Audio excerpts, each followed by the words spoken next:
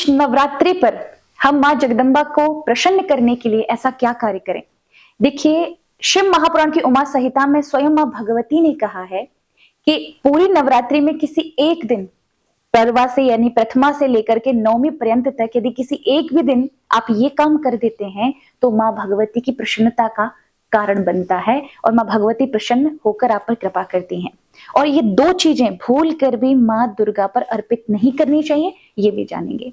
श्लोक आता है, विष्णुक्रांतां च तुलसीं वर्जित्वाखिलं सुमं देवी प्रीतिकरं गेयं कमलम तो विशेषतः। अर्थात विष्णुक्रांता और तुलसी। विष्णुक्रांता कहते हैं अपराजिता को, एक पुष्प होता है जो नीले रंग का होता है, और तुलसी तो आप सभी जानते हैं जो भगवान विष्णु की प्रिया हैं। ये दोनों ही पुष्प और वनस्पति की श्रेणी में आते हैं और दोनों ही शक्ति का स्वरूप है। इसलिए कभी भी अपराजिता का पुष्प हो और तुलसी का यानी मंजरी हो या तुलसी पत्र हो, कभी दुर्गा मां भगवती पे नहीं चढ़ाई जाती, क्योंकि शक्ति को शक्ति अर्पित आप क्या करेंगे, इसलिए वो शक्ति की श्रेणी में, देवी की श्रेणी में आती है।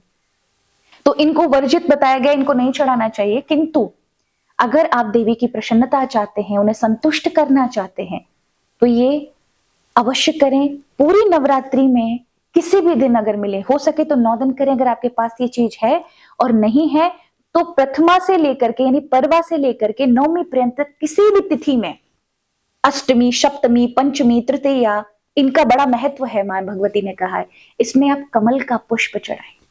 कमल का पुष्प मां भगवती की प्रसन्नता का कारण है, और चढ़ाते समय नवार्ण मंत्र का जाप करते हुए चढ़ाएं। ओम ऐं ब्रीं क्लीं चामुंडाय विक्षे, और मां भगवती के चरण कमल पर रख दें। ऐसा करने से मां भगवती की कृपा उस व्यक्ति पर होती है और उसे जो चाहिए वो सब प्राप्त होता है। तो नवरात्रि में व्रत उपवास के साथ ये भी कार्य करें।